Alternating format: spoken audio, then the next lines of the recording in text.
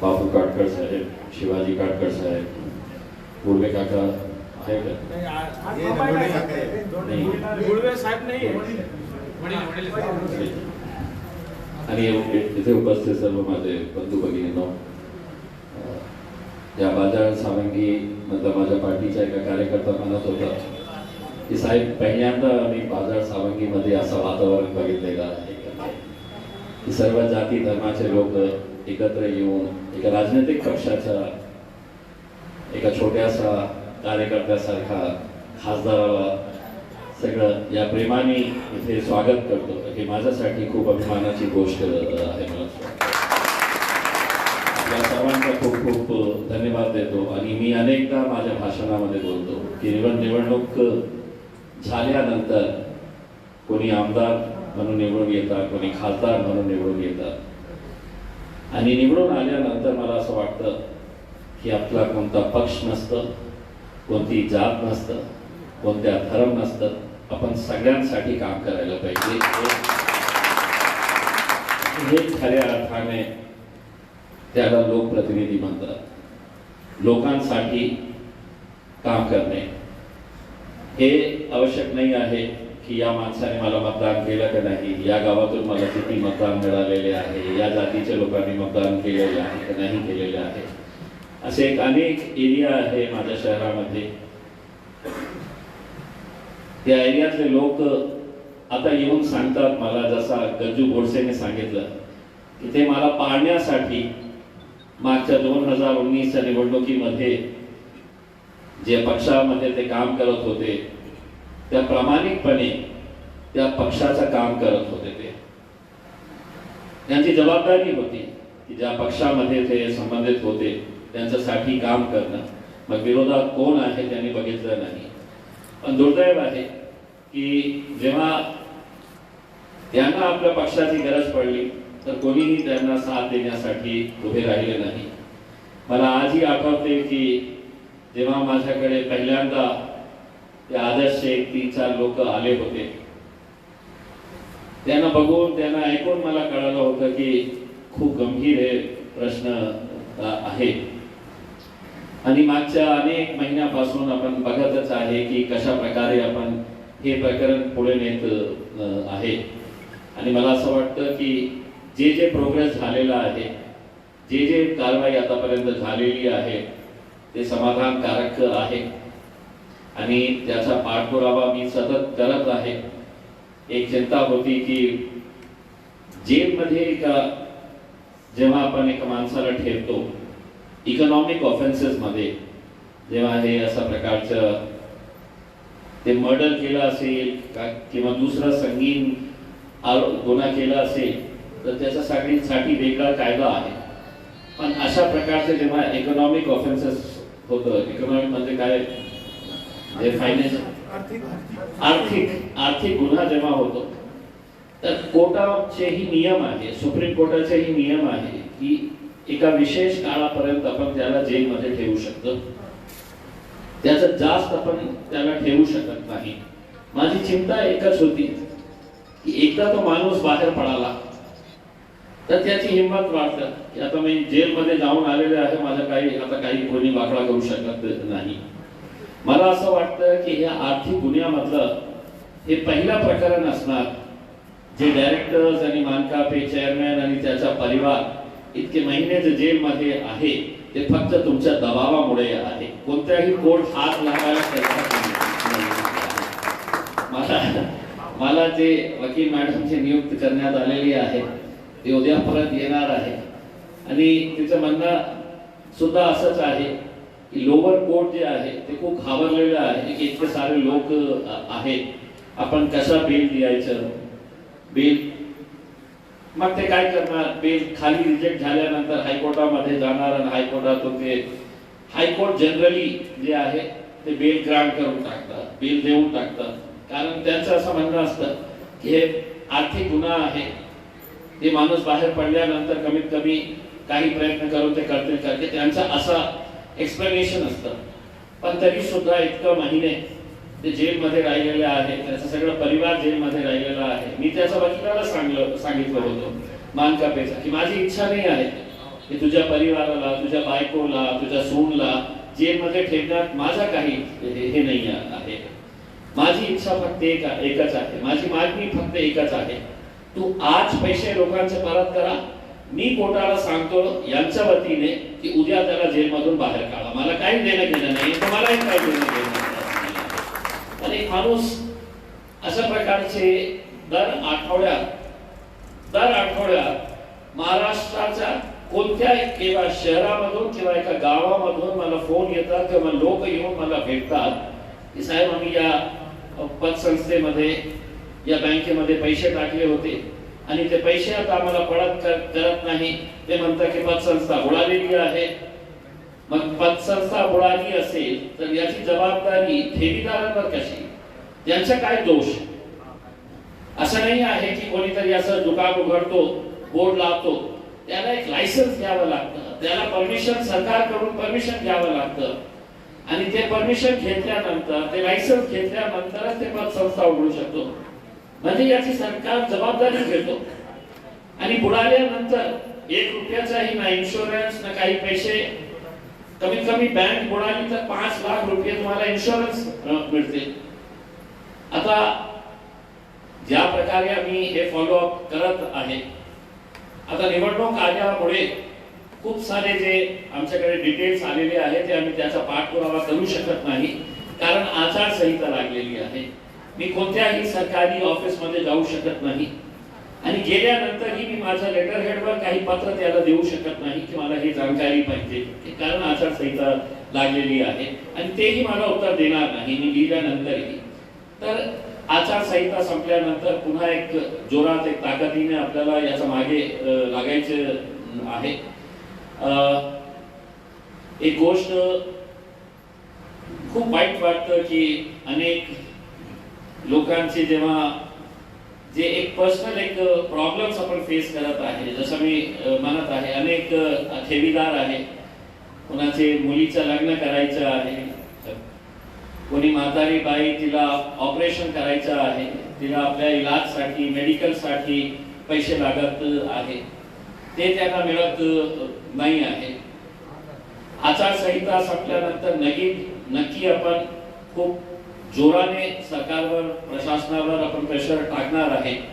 पण आपल्याला एक गोष्ट हे पण सांगू इच्छितो आणि एक खरी गोष्ट आहे की मागच्या काही महिन्यामध्ये ज्या प्रकारे तुमचा प्रेम, तुमची ताकद मला जे मिळत आहे, आता हे बघून सर्व राजनैतिक पक्ष जे आहेत ते एकत्र झालेले आहे आणि सगळ्यांचा उद्देश एकच आहे. सगळं ताकद कशासाठी लावणार आहे तर मला पाडण्यासाठी ते लावणार आहे आणि लावत आहे. आता हे त्यांनी ठरवलेले आहे की भाजपला असं वाटतं की शिवसेना जिंकली तरी चालेल पण या माणसाला निवडून येऊ दे नका. शिवसेनेला असं वाटतं की काँग्रेस आणि राष्ट्रवादी आणि दुसरी भाजप जिंकून आली तर चालेल पण या माणसाला आपल्याला पाडायचं आहे. तर सगळ्यांच्या निशाणावर मी आहे, पण त्यांना माहित नाही आहे की कितीही प्रयत्न केले मला या म्हातारे या गोरगरीब लोकांचा आशीर्वाद आहे आणि त्या आशीर्वादामुळे मी आजपर्यंत खंबीरपणे उभे राहिलेला आहे. नाहीतर आपल्याला माहित आहे की आजच्या काळामध्ये कशा प्रकारचे एजन्सीचा वापर करण्यात येते, पोलिसांचा वापर करण्यात येते, दमदाटी करून गप बसायला सांगण्यात येतं की कशाला याच्या मागे पडलेले आहे. मला माहित आहे लोकांची ताकद माझ्या सोबत आहे. म्हणून मी प्रामाणिकपणे काही दिवसापूर्वी 1-2 नेत्यांनी जे कॅन्डिडेट्स आहे, जे उमेदवार आहेत, त्यांनी सांगितलेले आहे की इम्तियाज जलील उल्लू बनवत आहे हे आदर्श ठेवीदारांना. ते फक्त असंच करत आहे. 2 केसेस झालेले आहे माझ्या आदर्श संबंधित, 2 केसेस पोलिसांनी माझ्यावर ही FIR रजिस्टर केलेली आहे फक्त आदर्शच्या संबंधित. आणि जेव्हा विभागीय आयुक्तकडे आपला मोर्चा गेला होता आणि आमची शेरनी मी कसं जम्प केली होती, त्यावेळी मला पण दुखापत झाली होती. मला पण हॉस्पिटलमध्ये ऍडमिट करण्यात आलं होतं. त्यावेळी गज्जू बोरसे मला हॉस्पिटलमध्ये बघायला आले होते. मी कोणालाही सांगितलं नाही होते की माझी एकही फोटो बाहेर जायला नको, कारण आपण सगळ्या लोकांनी मिळून एक आंदोलन यशस्वी केलं होतं आणि आज मी आपल्याला सांगतो की मंत्रालय असू द्या किंवा पोलीस डिपार्टमेंट असू द्या किंवा डीडीआर ऑफिस असू द्या, म्हणजे ते मला असं वाटतं की मुख्यमंत्र्यांना इतका घाबरत नाही जितका मला घाबरते. आणि त्यांनाही हे माहित आहे की आपण कशा ना कशा काहीतरी करू आणि हे आदर्श जे मुद्दा आहे ते आपण सेटल करू, नाहीतर हे माणूस आपल्याला सोडणार नाही. तर त्यांना माहित आहे.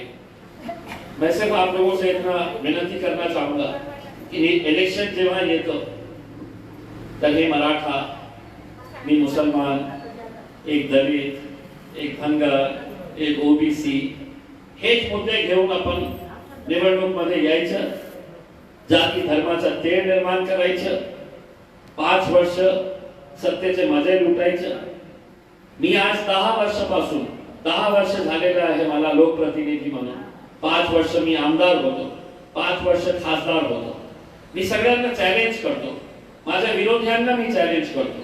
10 वर्षामध्ये तुम्ही एक असा प्रकरण दाखवा की मी जातीचा मुद्दा घेतलेला आहे, धर्माचा मुद्दा घेतलेला आहे, मी कुणासाठी भांडत आहे, कुणासाठी लढत आहे.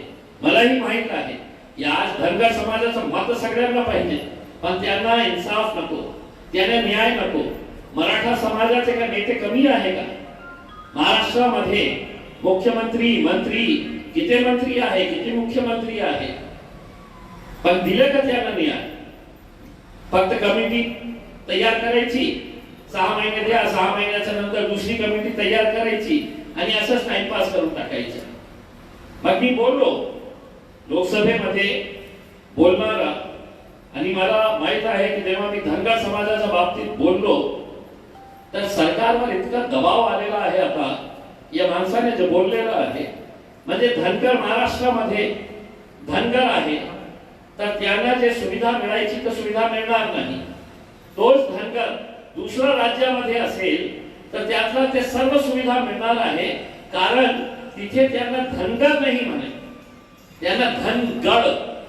फक्त असा उच्चारण करण्यामध्ये जो फरक आलेला आहे की हे धनगर महाराष्ट्राचं आहे तर त्याला काही सुविधा नाही, पण हे दुसऱ्या राज्यामध्ये गेलं तर त्याचं नाव होतं धनगड, आणि धनगड आलं की त्याला सगळं सुविधा मिळणार. आज मला आनंद आहे की कमीत कमी मी मुद्दा उचलल्यानंतर काहीतरी त्याच्यामध्ये पाठपुरावा होत आहे, त्याच्यामध्ये प्रेशर बिल्डअप होत आहे. कारण सगळं राजनेत्यांना समजलेलं आहे की बाबा आता आपण लोकांसाठी काम केलं नाही तर काय होणार आहे. हे गज्जू गोडसेंनी प्रत्यक्ष आपल्याला सांगितलेले आहे. इतकं वर्ष एका पक्षामध्ये प्रामाणिकपणे काम केल्यानंतर अरे सगळ्यांचा सोडा, गज्जू ये माझा, मी सांगतो त्याला की हे माझा कार्यकर्ता आहे, त्याचं काम करून टाका. कमीत कमी त्यांनी तसं करायला पाहिजे होतं. दुसऱ्या लोकांचं सोडा. जेव्हा हे प्रकरण माझ्याकडे आलं होतं, मला आजही माहित आहे की एक मोठा माणूस माझ्याकडे आलं होतं आणि त्यांनी सांगितलं होतं कि साहब अगर आपके कुछ खरीद के लोग होंगे तो उनकी लिस्ट बना के दे दो, हम उनका सेटलमेंट करवा देते हैं. म्हणजे त्यांचं बोलण्याचा अर्थ होता की तुमचे कोणी जवळचे असेल ठेवीदार तर त्यांचं नाव आम्हाला द्या, आम्ही त्यांचं सेटलमेंट करतो. मी म्हटलं हो, माझे जवळचे काही लोक आहे, आणि मी त्यांना म्हटलं की जे 62,000 ठेवीदार आहे ते सगळे माझे जवळचे आहेत, ते सगळे लोक माझ्या जवळचे आहेत, माझे कोणीही नाही.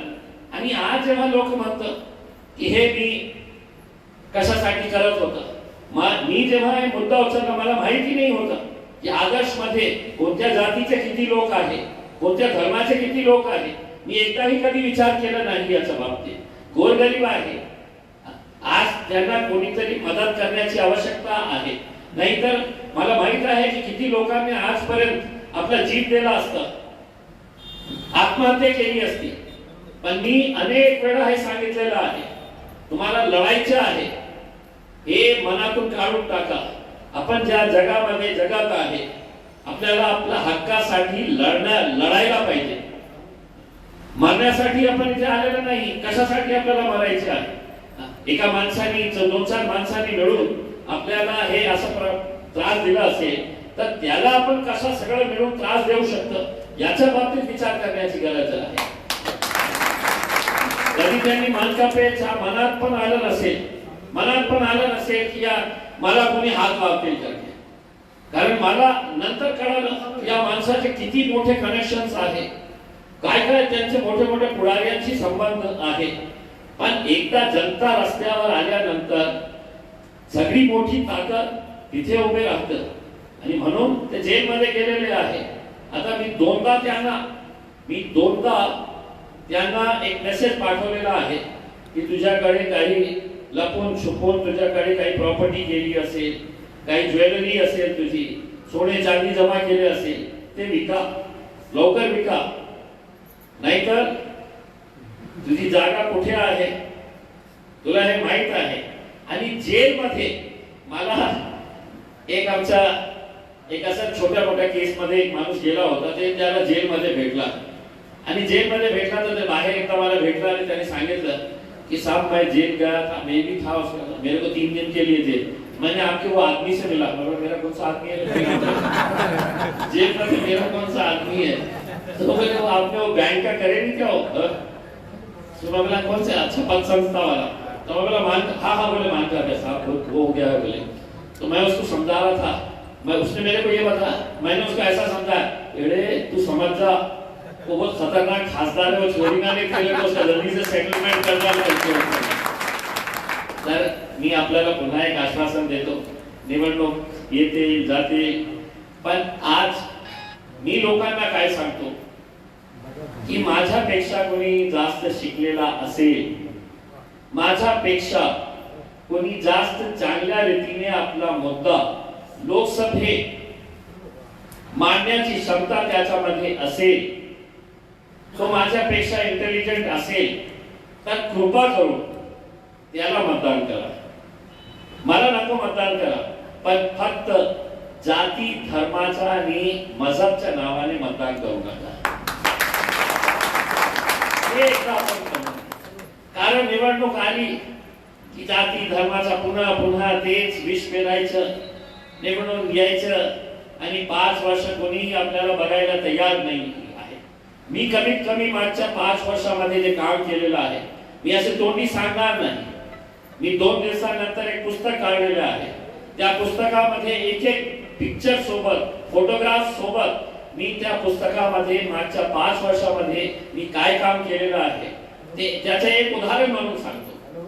माझ्या शहरामध्ये जेव्हा एका नेत्याचा, गज्जू बोडसे साहेब जे पार्टीमध्ये होते ना, त्यांचे एक दिवंगत नेत्याचा, महान नेता होते, लोकनेते होते, त्याच्यामध्ये काही दुमत नाही, पण त्यांच्या स्मारकासाठी 7 एकर जागा सरकारने दिली होती. 200 बेडचं हॉस्पिटल आपल्याला बांधायचं होतं, केंद्र सरकारकडून आम्ही पैसे आणले होते सगळे, आणि सरकारी जमीन त्याच्यासाठी उपलब्ध नाही होती.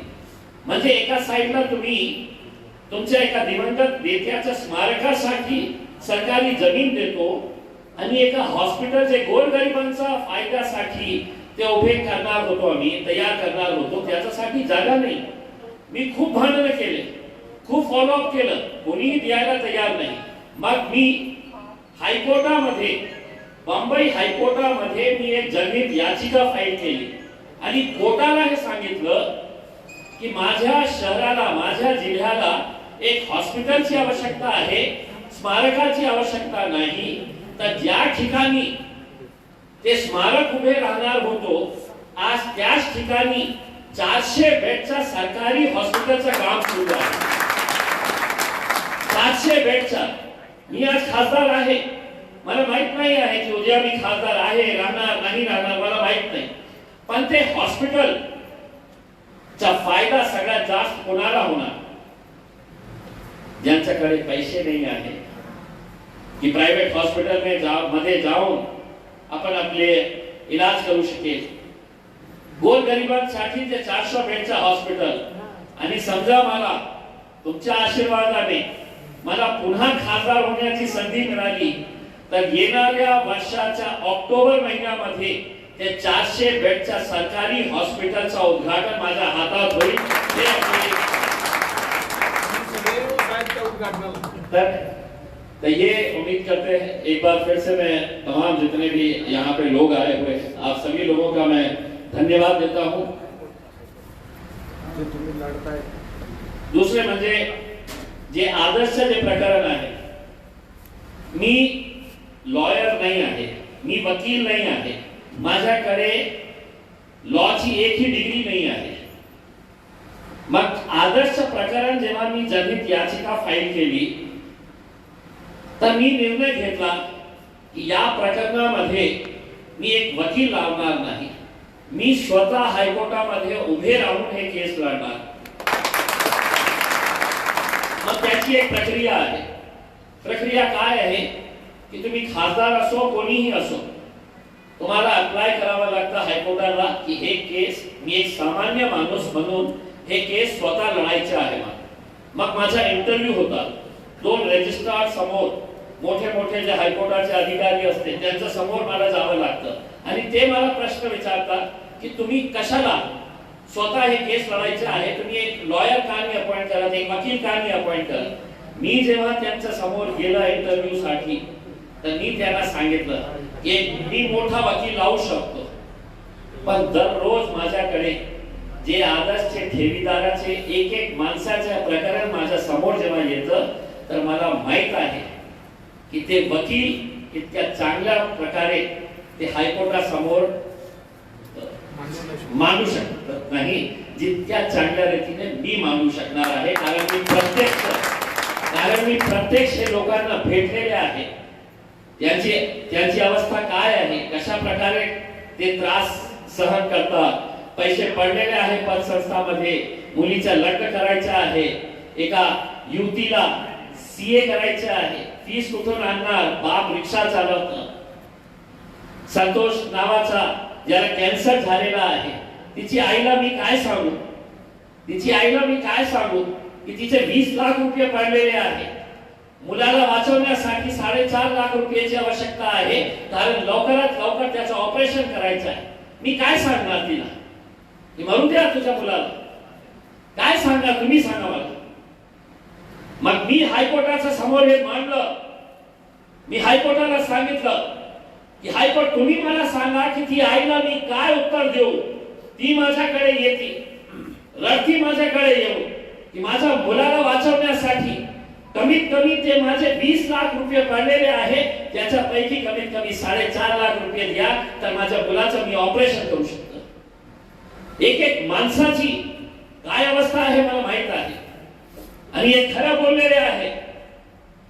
आज भारतीय जनता पार्टीचे 2 मंत्री होते, माझ्या जिल्ह्यातले 6 मंत्री आहेत, एक सरकार मंत्री होता, एक केंद्रातला फायनान्स मिनिस्टर आहे, हे सगळे डिपार्टमेंट जे आहे ते त्यांच्या इत्यादीत येतं। एका देशामध्ये प्रकरण हँडल केले असते, पण त्यांना माहित आहे आम्ही नाही केलं तरी चालेल, कारण निवडणुकीच्या वेळी आम्ही जाऊन आम्हाला जे काम चांगल्या पद्धतीने येतं की हे हिंदू आहे, हे मुसलमान आहे, हे हिंदू आहे, हे मुसलमान आहे, हे जाती धर्मामध्ये तेढ निर्माण करायचं, निवडणूक जिंकायचं आणि संपलं।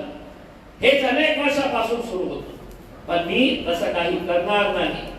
तुम्ही मला मतदान द्या नाही द्या, मी प्रामाणिकपणे पुन्हा तुम्हाला सांगतो, ज्या ताकदीने आज इम्तियाज जलील तुमच्या समोर उभे आहे, उद्या मी खासदार नाही राहिला तरी तितकंच ताकदीने मी तुमच्या सोबत राहणार आहे, हे मी तुम्हाला ग्वाही देतो। जय हिंद, जय महाराष्ट्र।